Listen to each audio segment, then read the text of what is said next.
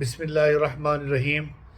ہم نے ایک سیریز شروع کی تھی کہ سوچ اور مائنڈ، اس کے ذریعے ہم اپنی زندگی کے اندر کیسے تبدیلی لا سکتے ہیں۔ مثلا ہم ڈپریشن کیسے ٹھیک کر سکتے ہیں۔ اگر کوئی شخص پریشان ہے اور وہ یہ کہتا رہتا ہے کہ میں خوش ہوں کئی دفعہ، تو وہ کیسے خوش ہو سکتا ہے؟ اس کو نیند نہیں آ رہی، اگر وہ یہ سوچتا ہے کہ مجھے نیند آ رہی ہے تو وہ کیسے اس کو نیند آئے گی؟ اس کا تعلق جو ہم سوچ کے ذریعے برین کو کمانڈ دیتے ہیں، آرڈر دیتے ہیں، اس پر بہت زیادہ اب تحقیق ہو رہی ہے، پی ایچ ڈی ہو رہی ہے مختلف یونیورسٹیز کے اندر۔ اس کا قرآن اور حدیث کے ساتھ کیا تعلق ہے؟ قرآن مجید میں ایک آیت ہے، بسم اللہ الرحمن الرحیم، الذین یظنون انہم ملاقو ربہم وانہم الیہ راجعون۔ وہ لوگ جو نیک ہیں وہ یہ گمان کرتے ہیں کہ وہ اللہ سے ملاقات کرنے والے ہیں۔ اب یہ جو گمان ہے یہ ایک میڈیٹیشن ہے، یہ ایک مراقبہ ہے، یہ ایک تھنکنگ ہے، سوچ ہے۔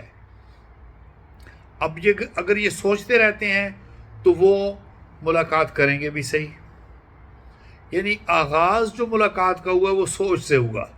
سوچ ان کی پازیٹیو ہوئی، نور والی ہوئی، روشنی والی ہوئی۔ جس طرح ہے انا عند ظن عبدی بی، میرا بندہ جس طرح میرے ساتھ گمان کرتا ہے میں اس کے ساتھ ہوتا ہوں۔ اب جو گمان اس نے کیا ہے نا، آہستہ آہستہ جب وہ اللہ کے گمان میں آتا ہے، وہ خود گمان کرتا رہتا ہے، پھر اللہ تعالیٰ بھی اس کو یاد رکھتا ہے۔ جس طرح فاذکرونی اذکرکم، جو مجھے یاد کرتا ہے میں اس کو یاد کرتا ہوں۔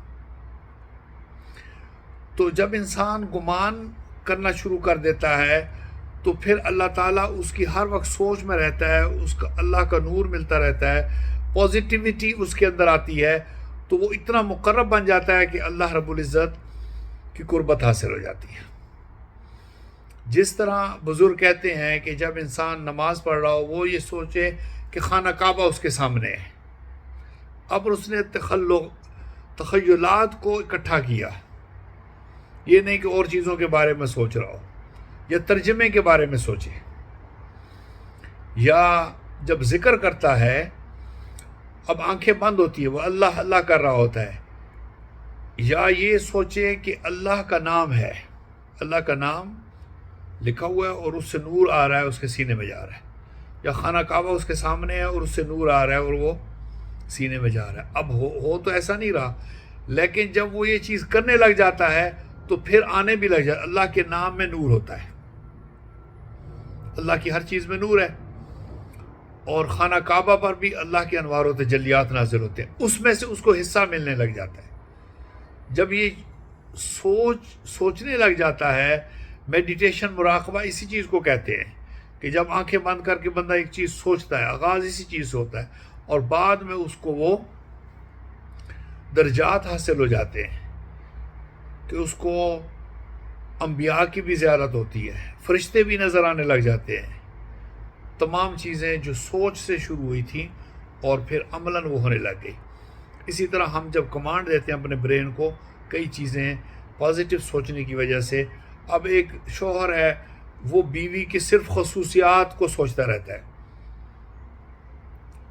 اب کوئی ایک چیز اچھی نہیں کی، اگر وہی سوچتا رہے کہ بیوی اچھی نہیں ہے، وہ نفرت پیدا ہونے لگ جائے گی۔ بیوی شوہر کی کوئی خامی دیکھی، وہ اس کے بارے میں اس نے یہ مجھے کیوں کہا، تو وہ دوری پیدا ہوتی چلی جائے گی، نفرت پیدا ہونے لگے۔